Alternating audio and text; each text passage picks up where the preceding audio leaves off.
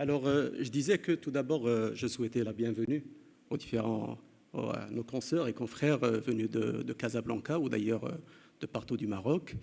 Et je souhaiterais aussi dire que Tanger vous souhaite la bienvenue. Et j'espère que votre séjour à Tanger se déroulera dans les meilleures conditions. Alors tout d'abord, je vous rejoins parfaitement, docteur, quand on parle de microbiote et de pathologie psychiatrique. C'est le premier réflexe d'ailleurs que j'ai eu quand on m'a proposé de parler de cet axe de recherche, de cet axe un peu dans la place du microbiote dans la pathologie mentale. Alors, j'avais tout de suite, disons, accepté, mais pour deux raisons principales. La première, parce que personnellement, je me posais la question, je me disais, on parle aujourd'hui de microbiote, c'est un terme qui est assez quand même récent, puisque à certains moments on disait flore, tout simplement, flore intestinale, flore vaginale. Donc est-ce que c'est un effet de mode? Et est-ce qu'il y a effectivement un rôle de cette flore intestinale ou microbiote ou biote intestinal dans la physiopathologie de la dépression et des pathologies mentales de manière générale? Donc, disons, c'est les deux objectifs auxquels j'essaierai de répondre à travers cette présentation. Commençons tout d'abord par quelques chiffres clés concernant la dépression. La dépression, comme on le sait tous, est une pathologie qui est très fréquente. Aujourd'hui, l'OMS la classe parmi les premières pathologies dans le monde qui sont à l'origine d'handicap ou de nombre d'années perdues dans la vie. C'est une pathologie qui va toucher pratiquement une personne sur 5 sur la vie. C'est une pathologie qui est à l'origine d'énormément de complications, alors suicide, altération du fonctionnement social, professionnel, familial, une souffrance personnelle, et puis parfois elle expose à un risque de suicide. Ça d'une part. D'autre part, on est confronté à une réalité, c'est que la prise en charge d'une pathologie dépressive n'est pas toujours aisée, n'est pas toujours facile. Il y a toujours on se pose la question, est-ce que d'abord c'est une dépression? Ça pose énormément de problèmes au niveau du diagnostic, mais également au niveau du traitement et au niveau du suivi. Au Maroc, comme on le sait, la seule enquête qui a été faite et qui a démontré qu'en termes de prévalence, c'est pratiquement le quart de la population marocaine qui est touchée par la dépression au cours de la vie. 26,5% des Marocains seront à un moment de leur parcours touchés par la dépression. Alors, s'il y a un mot à retenir en ce qui concerne la dépression, c'est un peu le terme hétérogénéité. Et cette hétérogénéité de la dépression, on va la toucher, on va l'approcher, que ce soit d'abord sur le plan clinique et manifestation clinique, puisque, comme on le sait tous, il n'y a pas de symptômes uniques ou pathognomoniques, au moins à travers lequel on va dire ça c'est une dépression. Il n'y a pas également de tests biologiques ou de marqueurs biologiques qui nous permettent de faciliter et de poser le diagnostic de dépression avec certitude, mais la sémiologie psychiatrique et l'analyse clinique restent le meilleur moyen. Et sur ce plan, la dépression peut se manifester par énormément de dimensions dépressives, à la fois des troubles moteurs, des modifications de l'humeur, la tristesse, la colère, parfois l'irritabilité, le trouble végétatif, les troubles cognitifs, parfois les troubles de mémoire et de concentration qui sont à l'avant du tableau clinique, et parfois des manifestations physiques qui ne simplifient pas la chose, puisque beaucoup de dépressions, comme on a l'habitude de les caractériser par des dépressions masquées, vont se présenter essentiellement par un tableau de manifestations physiques. Ça peut être des palpitations, des précordialgies, des douleurs musculaires, des céphalées, des douleurs intestinales, etc.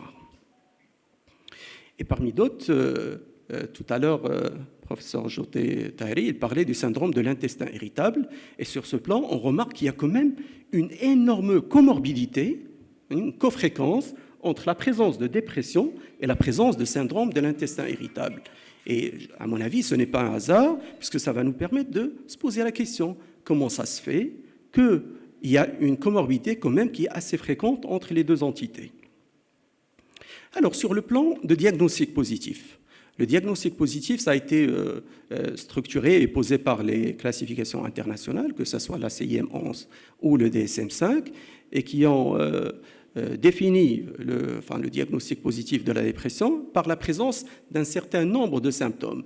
Il y a 2 symptômes cardinaux qui sont soit la présence d'une humeur dépressive, une tristesse de l'humeur, ou une perte de plaisir, ou ce qu'on appelle une anédonie, c'est-à-dire c'est la personne qui n'a plus envie de faire n'importe quoi, ou toutes les activités qui lui faisaient plaisir ne le font pas. Et donc, du coup, il y a une perte de plaisir. Et donc, à côté de ces 2 symptômes principaux, il y a d'autres symptômes, par exemple la perte d'appétit, ou au contraire la prise de poids, les troubles du sommeil, les troubles somatiques, les troubles de mémoire, les troubles de concentration, etc. Et dans la classification, on peut classer entre ce qui est troubles dépressifs récurrents, intermittents, et troubles dépressifs persistants, ce qu'on appelait également la dysthymie, qui est plus prolongée sur le temps. Et de ce fait, les formes cliniques de la dépression, ils sont nombreuses. On peut distinguer les dépressions masquées, les dépressions qui rentrent dans le cadre de troubles bipolaires, unipolaires, les dépressions saisonnières, les dépressions du postpartum ou le baby blues, la dysphorie prémenstruelle, la dépression chez l'homme, chez l'enfant, l'adolescent, la personne âgée. Et bref, toutes les dépressions peuvent être catégorisées et distinguées en fonction de la sévérité, du symptôme, du terrain et de l'âge. Et c'est ce qui fait qu'il y a une hétérogénéité clinique qui souvent complique le diagnostic de la dépression. Alors sur le plan éthiopathogénique, c'est un mélange. Le message que je voudrais faire passer, c'est que la dépression, peut-être contrairement et à l'opposé de certaines pathologies infectieuses, il n'y a pas de lien de causalité directe. Ce n'est pas comme les infections intestinales ou les infections cutanées ou les infections de manière générale, mais c'est une physiopathologie complexe qui implique à la fois des facteurs ou des paramètres individuels d'ordre biologique, psychologique, et d'ordre environnemental. Je ne vais pas trop m'attarder sur ça, puisque l'objectif, c'est de ne pas faire une présentation sur la dépression, mais en résumé, c'est une implication de tout ce qui est un peu théorie neuroanatomique. Il y a des régions du cerveau qui fonctionnent très mal dans la dépression. C'est une perturbation de la transmission ou de la neurotransmission avec l'implication de tout ce qui est neurotransmetteur à type de sérotonine, noradrénaline, dopamine, où il y a une perturbation de cette transmission qui pourrait expliquer la survenue de la dépression. Et puis, il y a une troisième théorie, c'est la théorie inflammatoire ou immunitaire, qui dit que la dépression est peut-être en rapport avec des processus inflammatoires, comme on explique l'augmentation du taux de cortisol, l'atrophie de tous les organes qui sont impliqués, qui répondent à la toxicité et qui sont atrophiés. Donc, grosso modo, il y a énormément de physiopathologie qui est impliquée dans la survenue de la dépression. Si on vient à la prise en charge ou au traitement. Alors le traitement, il répond bien évidemment à cette physiopathologie complexe et aujourd'hui, on ne peut pas traiter la dépression par un seul pilier, que par les médicaments ou par les antidépresseurs. C'est une prise en charge à la fois par une psychothérapie, par un réaménagement environnemental, mais aussi par des antidépresseurs qui vont agir sur les neurotransmetteurs, que ce soit la dopamine, la noradrénaline ou la sérotonine. Alors ça, c'est la première partie. La deuxième partie concernant le microbiote, et je pense que l'avantage de passer en dernière présentation, c'est que l'essentiel de ça a été dit, donc je ne reviendrai pas sur le microbiote, ça a été largement expliqué par mes collègues, et je passerai tout d'abord et directement à la relation entre cette dysbiose intestinale et la santé, et surtout la santé mentale. Donc, comment le microbiote améliore déjà notre état de santé mentale et comment il le perturbe? Alors, d'abord, en sécrétant pas mal d'acides gras à courte chaîne, en sécrétant le butyrate, qui est un inhibiteur d'histone déacétylase, il va faciliter la production des neurotrophines, qui sont des engrais un peu pour les cerveaux, qui vont favoriser tout ce qui est synaptogène et neurogénèse, et qui va être même à l'origine de la sécrétion de neurotransmetteurs, qui va un peu expliquer le fonctionnement chimique du cerveau. Alors, est-ce qu'il y a une relation entre cette dysbiose et dépression?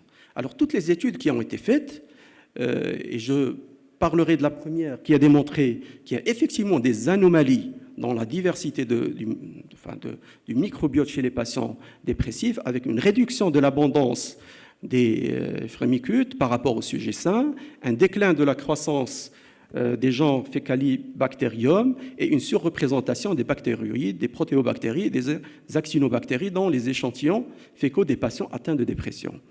Une deuxième étude qui est très intéressante, la deuxième qui a été faite sur un modèle animal, chez des rats, chez qui on a pris un peu les matières fécales de rats ou de personnes qui étaient déprimées, on les a inoculées chez un modèle animal, chez les rats et les souris, pour voir un peu comment ça va donner.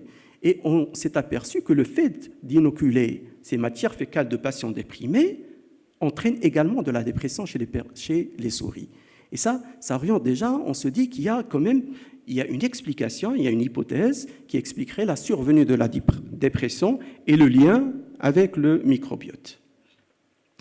Une deuxième étude, c'est celle qui a démontré qu'il y a effectivement également une relation entre le trouble dépressif majeur et le microbiome fécal, en étudiant l'impact des probiotiques sur l'état psychiatrique, et qui a démontré que chez les patients qui ont des troubles dépressifs, eh bien, effectivement, le microbiome est altéré à travers toutes les techniques de séquençage de l'ARN messager, que l'usage d'antidépresseurs permet d'améliorer ce microbiote, contrairement à ce qu'on pourrait penser que les antidépresseurs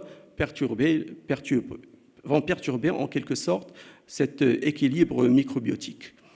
Et ce qui est établi également, c'est que la dépression, on ne sait pas trop, est-ce que c'est la cause ou est-ce que c'est le résultat de cette dysrégulation du microbiote intestinal.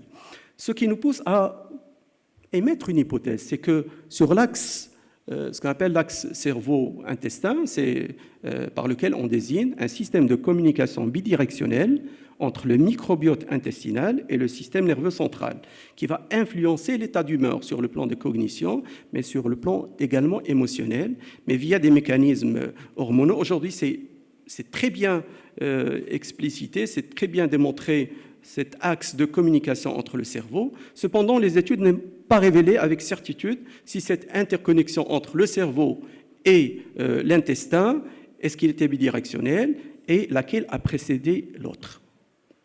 Alors, sur le plan axe cerveau-intestin toujours, les voies de communication, on peut les résumer sur 4 voies de communication principales. C'est la voie sanguine, la voie immunitaire, la voie endocrine à travers la sécrétion de tout ce qui est neurotransmetteur, mais aussi la voie nerveuse à travers le nerf vague qui joue un rôle très important dans cette liaison entre l'intestin et le cerveau.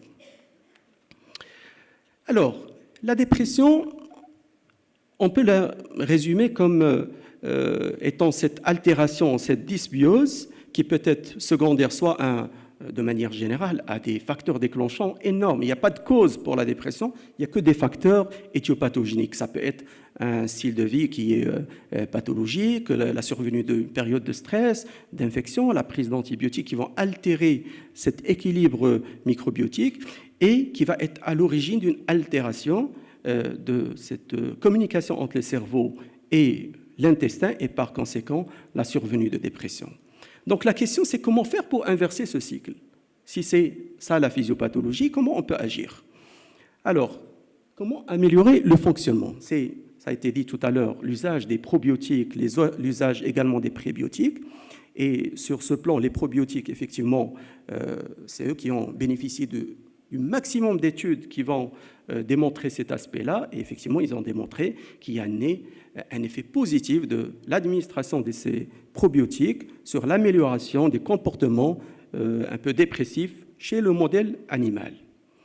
Alors, ça, c'est l'usage des prébiotiques. Je ne vais pas trop m'attarder sur ça, mais je vais insister sur cette méta-analyse. Alors, cette méta-analyse, à mon sens, est très importante, très intéressante, parce que ça inclut à la fois presque 800 participants qui a démontré que, sur le plan analytique, en sous-groupe, qui a confirmé qu'il y a des effets antidépresseurs significatifs pour les agents qui contiennent les probiotiques.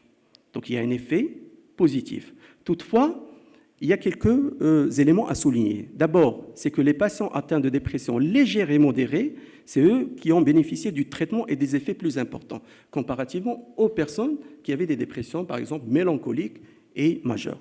Le traitement, il se fait en adjuvant, ce n'est pas un traitement qui va remplacer les antidépresseurs, une durée de au moins 8 semaines de traitement qui permettra une baisse de tout ce qui est un peu molécules inflammatoires, les interleukines 6, le TNF-alpha, etc. Et aucune différence n'a été observée sur un peu le niveau de cortisol. Une deuxième étude avant de conclure, c'est que un peu l'intermédiaire de cette connexion, c'est le nerf vague. À travers cette étude qui a démontré que le fait de sectionner et de couper le nerf vague chez des rats qui avaient des problèmes de dépression a permis justement que l'inoculation de matière fécale n'entraîne pas de dépression. C'est-à-dire que cet effet médiateur qui s'est fait à travers le nerf vague a été annulé par la section du nerf vague. Très bien, donc en résumé et pour conclure, ce qu'on peut retenir de ces études et de ce sujet, c'est qu'aujourd'hui, les traitements axés sur le microbiote seraient une approche prometteuse pour traiter les troubles de santé mentale, comme la dépression. Toutefois, les résultats sont parfois contradictoires, ce qui souligne l'intérêt de mettre en place d'autres recherches qui s'imposent dans ce domaine. Parce qu'au jour d'aujourd'hui, toutes les études significatives ont été principalement faites sur un modèle animal. Et que l'usage d'agents probiotiques ne remplace en aucun cas l'usage d'antidépresseurs, c'est au contraire, il va amplifier l'usage des médicaments antidépresseurs. Et pour conclure sur la bonne humeur, que j'avais dit à un collègue qu'il y a certainement une relation entre l'alimentation et la dépression. Il m'a dit qu'effectivement, dans notre contexte marocain, à chacun son antidépresseur et que l'alimentation peut être effectivement chez certains antidépresseurs, pas obligatoirement en passant par le microbiote. Merci beaucoup pour votre attention. Merci.